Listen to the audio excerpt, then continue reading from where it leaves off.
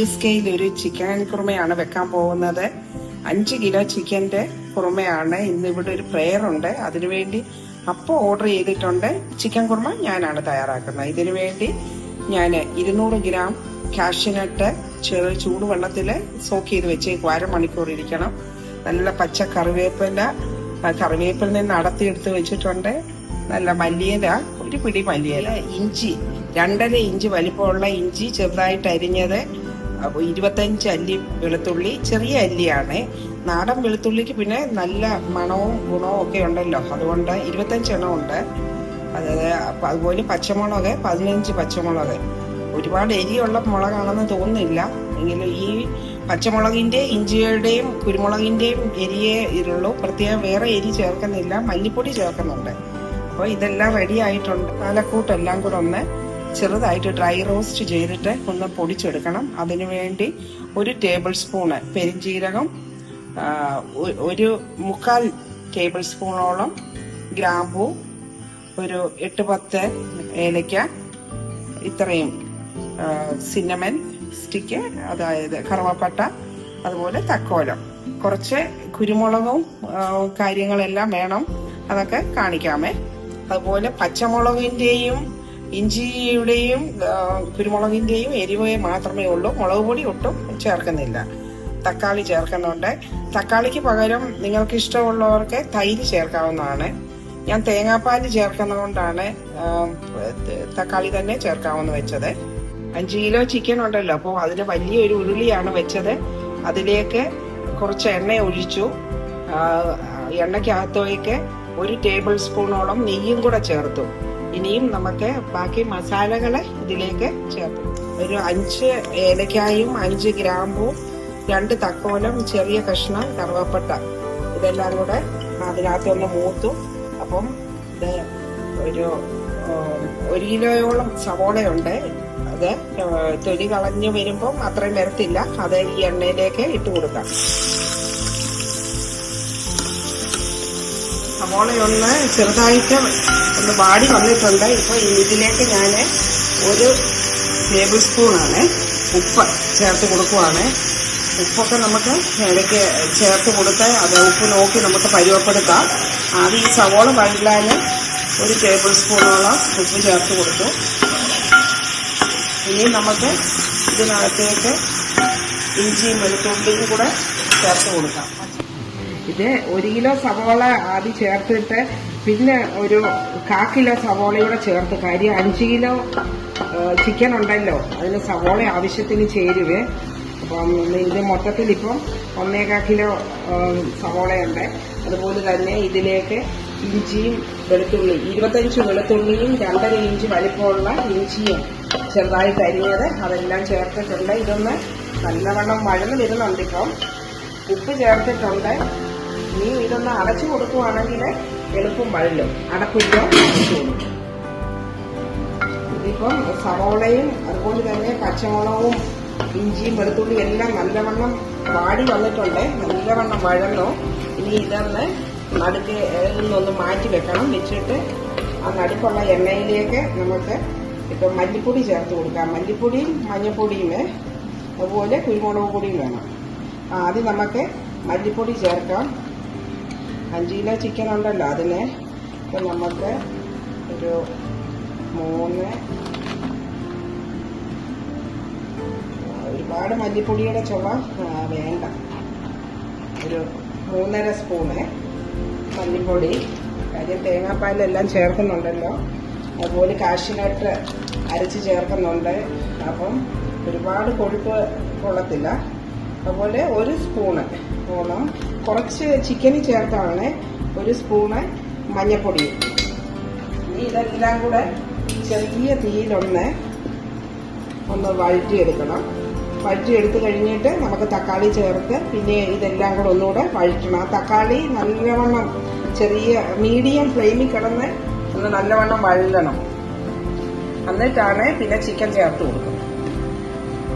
ഈ മല്ലിപ്പൊടിയൊക്കെ നല്ലവണ്ണം ഒന്ന് വഴന്നിട്ടുണ്ട്. ഇനി നമുക്ക് തക്കാളി ചേർത്ത് കൊടുക്കാം. ഇത് 5 തക്കാളിയാണ്, മീഡിയം സൈസിലുള്ള തക്കാളി ചെറുതായിട്ട് ഞെക്കിയതാണ്.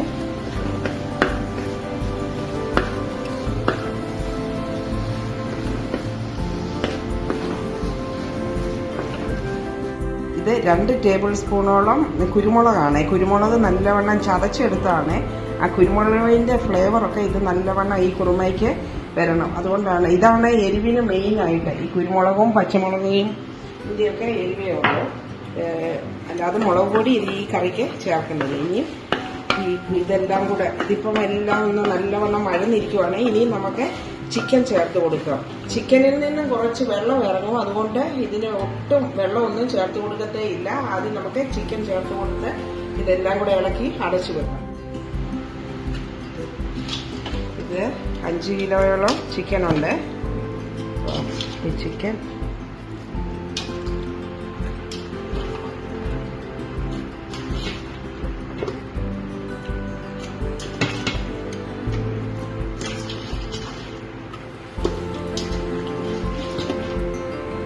ക്ലീൻ ചെയ്ത് കഴിഞ്ഞാണ് 5 കിലോ ചിക്കൻ ഇത്.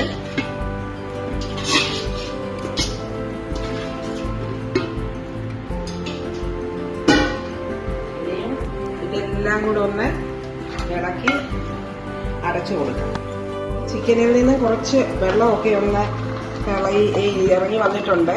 അതിലേക്ക് നമ്മൾ ഒരു 2 ക്യാരറ്റ് ചെറിയ സ്ക്വയറായിട്ട് കട്ട് ചെയ്തതും അതുപോലെ തന്നെ ഒരു ചെറിയ 3 കിഴങ്ങുകൾ, 4 കിഴങ്ങ് കൂടെ അരിഞ്ഞത് അതും കൂടെ ചേർത്തിട്ടുണ്ട്.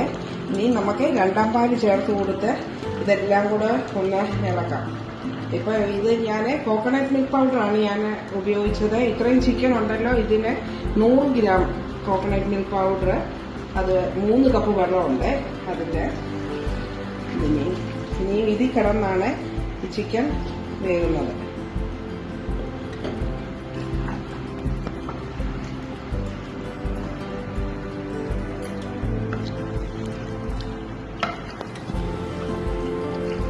ഇതൊന്ന് തിളച്ച് കഴിയുമ്പോൾ നമുക്ക് ഗ്രേവിയിൽ ഉപ്പൊക്കെ നോക്കി ഒന്ന് പാകപ്പെടുത്തേണ്ടതായിട്ടുണ്ട്. 2ാം പാല് ചേർത്ത് കഴിഞ്ഞ് ഞാൻ ഇതിലേക്ക് മസാലകൾ ആദ്യം കാണിച്ച ഡ്രൈ റോസ്റ്റ് ചെയ്ത മസാലപ്പൊടി അതിൻ്റെ പകുതി ഇപ്പം ചേർത്ത് കൊടുക്കാം.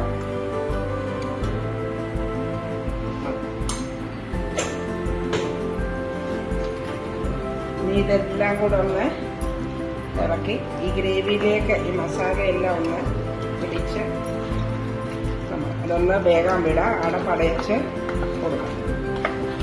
കാഷ്യൂനട്ട് അരച്ചതാണ് ഇത്. ഇനിയും നമ്മൾ 1ാം പാല് ചേർത്തിപ്പം ചിക്കൻ ഒരു 90% വേവായി.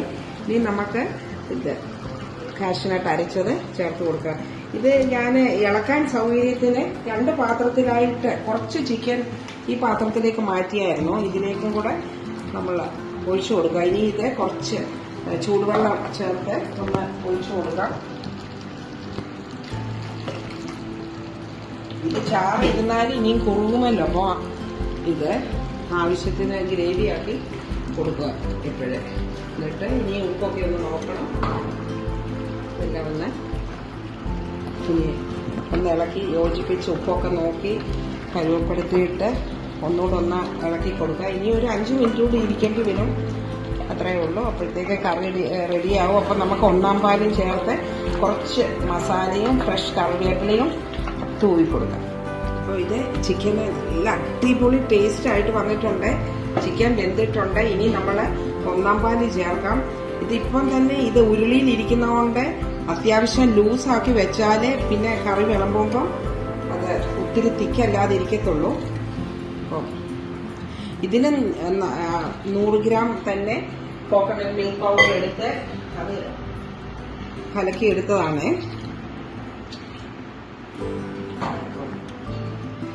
അത്യാവശ്യം ഒരു ഇച്ചിരി ലൂസായിട്ടിരുന്നാൽ ഇത് അപ്പത്തിൻ്റെ കൂടെ കഴിക്കാൻ വേണ്ടിയാണല്ലോ. അപ്പോൾ ഇനി നമ്മൾ ഫ്രഷ് കറിവേപ്പില ഒക്കെ ഇപ്പം ചേർത്ത് കൊടുക്കും.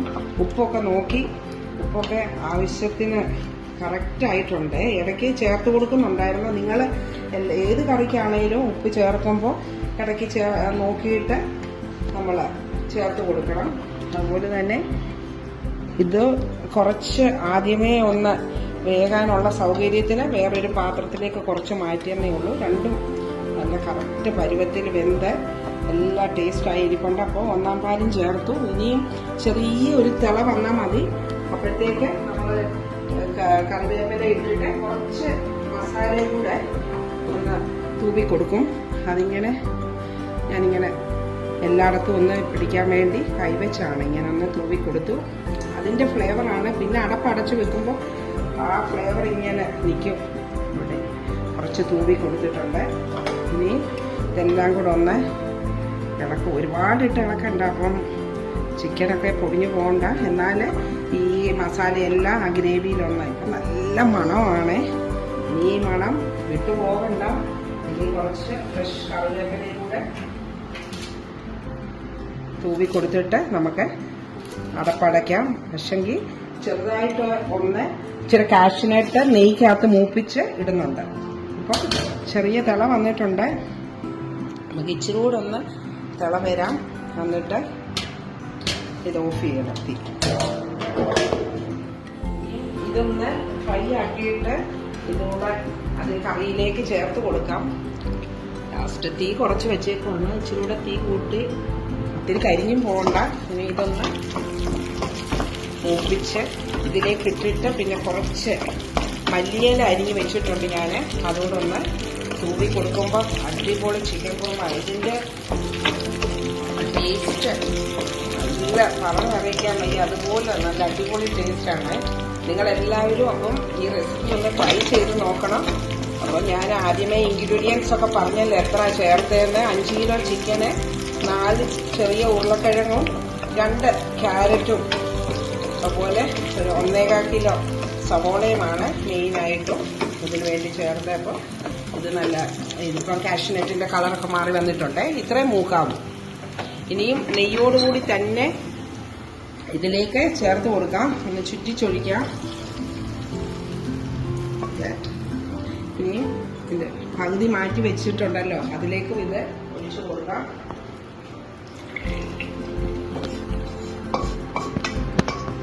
ഇത്രയേ ഉള്ളൂ. ഇനി മല്ലിയില തൂവി കൊടുക്കാം. കൊടുത്തിട്ട് ഇനി അടപ്പ് വെച്ച് അടച്ചു കൊടുക്കാം. ഇനി ഇതെല്ലാം കൂടെ കാഷ്യൂനട്ടും നെയ്യും എല്ലാം കൂടെ ചേർത്ത് കൊടുത്തിട്ട് ഉടനെ തന്നെ ഇനി ഇത് ഇളക്കണ്ട. ഇനി ഒരു അരമണിക്കൂർ കഴിഞ്ഞേ ഇനി അടപ്പ്